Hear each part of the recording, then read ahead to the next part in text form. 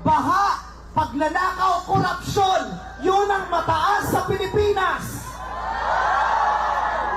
What's down? Ang down, ang babang-baba, yung mga Pilipino. Binabati po namin kayong lahat. Mabuhay kayo, mga kapwa namin Pilipinong nanakawan ng gobyerno. Mabuhay kayo. At naman, ng mga politiko at bahagi na ng gobyerno na nagnakaw sa atin, nagnanakaw sa atin, mga nakatingin habang may nagnanakaw sa atin, mga kasama ng mga nagnanakaw sa atin, mga alam na may nagnanakaw pero hindi nagsasalita, mga kasama ng mga nagnanakaw, mga nagtatago ng magnanakaw. Isa lang ang gusto namin sabihin sa inyong lahat.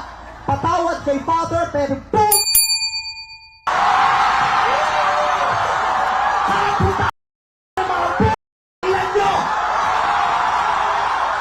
Katatapos lang ng misa, pero Panginoon, patawarin niyo kami, pero totoo yan. Ito ang wika ng lahat ng mga Pilipinong ninakawan. Pugilan nyo! Pugilan nyo! Pugilan nyo! Pugilan nyo!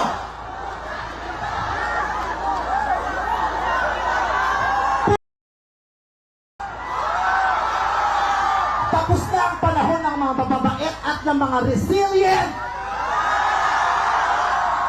Ang mga mababait, ginago. Ang mga resilient, tinarantado.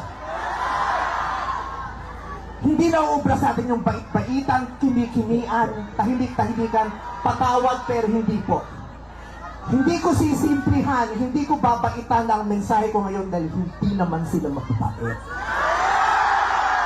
Sa katunayan, mga sila. So bakit natin babaitan ang mensahe natin?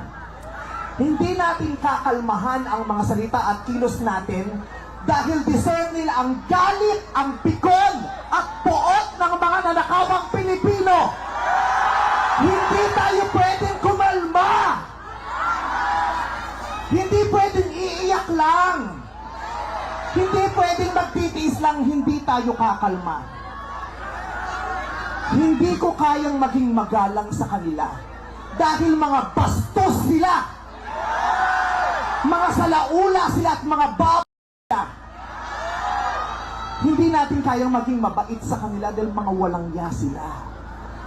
Hindi pwede. Hindi pwede. Yung mabait ka lang, mabuting asal ka. Hindi uubra sa kanila ang mabuting asal at mabait lang kasi nga mga demonyo sila.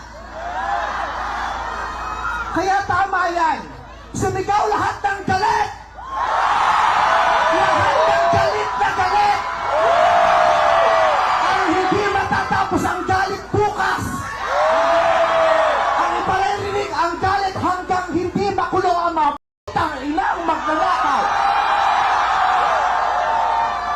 Hindi tayong pwede magalit lang ngayon. Kailangan hanggang bukas, kailangan sa susunod na linggo, kailangan sa susunod na buwan, hanggang umabot ng ilang taon hanggat hindi sila nauubos. Walang mawawala sa atin kasi ubos na tayo. Kaya ang gagawin natin ngayon ay babawi na tayo. Ikulong ang mga magnanakaw. Para sa akin, hindi nga sapat ang kulong. Dapat patay ang mga korap na magnanakaw. Ibalik ang death penalty para sa mga korap. Para patayin ang mga magnanakaw, ikulong pati pamilya nila. Dapat gumawa ang batas, ang pamahalaan para ibalik ang death penalty. Pasensya na po, Father. Alam kong ayaw mo ng death penalty. Ipagdasal mo na lang ako. Ibalik ang death penalty para sa magnanakaw. Dahil ang magnanakaw, ang corrupt na public official, hindi ko natatawag na public official, ang corrupt na politiko ay higit pa sa mamamatay tao. Ang corrupt na politician ay higit pa sa magnanakaw. Ang corrupt na politician, ang korupsyon ay higit pa sa terorismo. Ang mga terorista, namimili lamang ng lugar at panahon kung kailan aatake.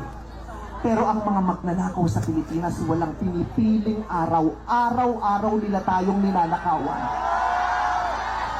At ang inaatake ng mga terorista, yung mga Iba ang pananampalataya, iba ang paniniwala, ibang lahi. Pero ang mangkurap, kapwa Pilipinong kalahi ang ninakawan. Kaya hindi tayo pwedeng sumuko lang ng ganito. Kaya hinahamon ka namin, Pangulong Bongbong Marcos, kung gusto mong magkaroon ng magandang legasiya, ang pangalan mo, ipakulong mo lahat ng magnanakaw. Nakatingin kami sa iyo, Pangulong Bongbong Marcos. At inaasahan ka namin, hindi dahil sa idol ka namin, kundi dahil sinaswelduhan ka namin at inaasahan namin na tutuparin mo ang inuutos namin mga employer mo. Kami ang nagpapasahod sa inyo. Tapos na ang panahon na natatakot tayo sa gobyerno. Takutin natin ang gobyerno dahil ang kapangyarihan nasa sa atin, wala sa kanila. Nakatingin kami sa inyo. Ipakulong. Lahat ipakulong. Bawiin ang mga ari-arian. Bawiin ang mga ari-arian. Pati atay, i-donate. Ibigay ang atay. Pati mata, i-donate. Walang ititira kasi nga, hindi tayo pwede maawa dahil mga na nila. Maraming salamat sa inyong lahat. Sasamahan namin kayo hanggang mamaya.